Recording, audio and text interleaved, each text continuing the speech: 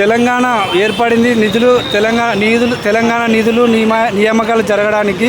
కానీ ప్రభుత్వాలు ఏ వచ్చినా 18 సంవత్సరాల వయసు నిండిన విద్యార్థులు ఓటేయడానికే పనికొస్తారు, వీళ్ళు ఉద్యోగాలకు పనికిరారు అన్నట్టు 56 పోస్టులకు 1,00,000 మంది అప్లై చేసిన డిఓ ఎగ్జామ్ ఒకటే నెలలో 4-5 ఎగ్జామ్లు నిర్వహిస్తే విద్యార్థులు నిరుద్యోగులు ఎలా ప్రిపేర్ కావాలి?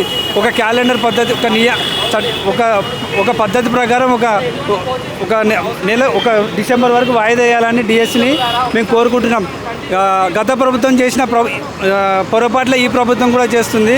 రేవంత్ రెడ్డి మాతో యుద్ధాలు, ధర్నాలు, అన్ని రాష్ట్ర ఓయూ అన్ని కేసీఆర్ని ఎదిరించడానికి అన్ని ఉద్యమాలు వాడుకున్నాడు.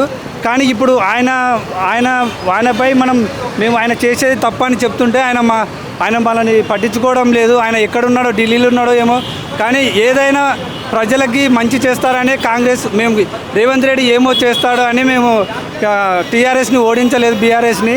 ఆయన ఏదో ఒక లీడర్ ఉన్నాడు, ప్రజలకు మేలు చేస్తాడు. కింది స్థాయి నుంచి వచ్చిండు కదా, మహబూబ్ నగర్ జిల్లా నుంచి వచ్చిండు. ఆయనకి పాలమూరు సమస్యల గురించి ఆయనకు ఏమైనా అవగాహన ఉంటుంది, ఆయన హెల్ప్ చేస్తాడు అనుకున్నా. కానీ ఈ అధికార కుర్చీ ఎక్కగానే అందరూ మర్చిపోతారేమో. కానీ నిరుద్యోగులను ఏ ప్రభుత్వం వచ్చినా, కాంగ్రెస్ వచ్చినా, టీడీపీ వచ్చినా, బీజేపీ వచ్చినా, ఏ ప్రభుత్వం వచ్చినా నిరుద్యోగులని తొక్కేస్తుంది.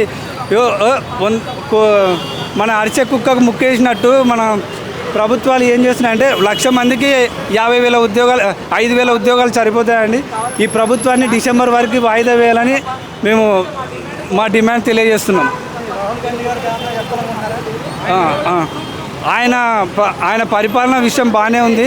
ఆయన ప్రజల్లో చైతన్యవంతంగా ఈ పాదయాత్ర ద్వారా అతను ఈ ఓట్లు రాహుల్ గాంధీ గారు మీరు చేసేది బాగానే ఉంది. కానీ మా ప్రజల తెలంగాణ, మీ మమ్మీ గారు తెలంగాణ వ్యక్తులకు అభివృద్ధి చేయాలని మీ మమ్మీ తెలంగాణ ఉద్యమం మాకు తెలంగాణను ఏర్పాటు చేసింది. కానీ ఈ రేవంత్ రెడ్డి ప్రభుత్వము ఇక్కడ ఉన్న చుట్టుపక్కల ఉన్న అధికారులు నిరుద్యోగులకు అన్యాయం చేస్తున్నారు. మీరు దృష్టిలో ఎంచుకొని మీరు ఎంపనే క్యాబినెట్ సమావేశం ఏర్పాటు చేసుకొని మీరు అందరూ మంత్రులతోని, కేంద్ర మంత్రులతోని, మన కాంగ్రెస్ మంత్రులతోని, కార్యకర్తలతోని, నిరుద్యోగుల లీడర్లతోని అందరితోని కలిసి దీనిపైన స్పష్టమైన క్యాలెండర్ విడుదల చేయాలని తెలియజేస్తున్నాం. మాకు డిసెంబర్ వరకు వాయిదా వేయాలని కోరుతున్నాం. ధన్యవాదాలు. ఇదే రాహుల్ గాంధీ గారు, మీరు చిక్కడపల్లి లైబ్రరీ వచ్చారండి. నిరుద్యోగ సమస్యలు మీరు తీరుస్తాము, దయచేసి బీఆర్ఎస్ లాగా మేము నిరకుశ పాలన మేము చేయము, మీరు రాగానే జాబ్ క్యాలెండర్ ఇస్తా అన్నారు. ఇప్పుడు తెర మీదకి వచ్చి 6 నెలలు అవుతున్నా కూడా జాబ్ క్యాలెండర్ ఇప్పుడు అంటున్నారు. మేము ఒకటనే అడుగుతున్నాము. I'm sincerely requesting the mister Rahul Gandhi గారు.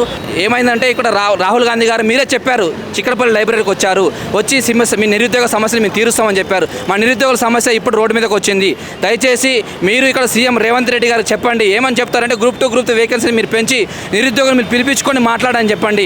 దయచేసి ఈ సమస్యను మీరు తీర్చగలిగితే రాహుల్ గాంధీ గారు, మీరు అక్కడ రాజ్యాంగం పట్టుకొని మీరు చేశారు, ఇదే రాజ్యాంగానికి ఇక్కడ విరుద్ధంగా జరుగుతుంది. మీరు చేసే శాంతియుత నిరసన కూడా మాకు పోలీసులు సహకరించట్లు. దయచేసి కూడా మీరు ఇక్కడ రేవంత్ రెడ్డి గారికి మీరు చెప్పండి, గ్రూప్ 2, గ్రూప్ 3 వేకెన్సీ మీరు పెంచి గ్రూప్ 2 తీసుకుపోయి డిసెంబర్లో నిరుద్యోగులకి అన్యాయం చేస్తున్న ప్రభుత్వంలో మీరే చెప్పండి డైరెక్ట్గా.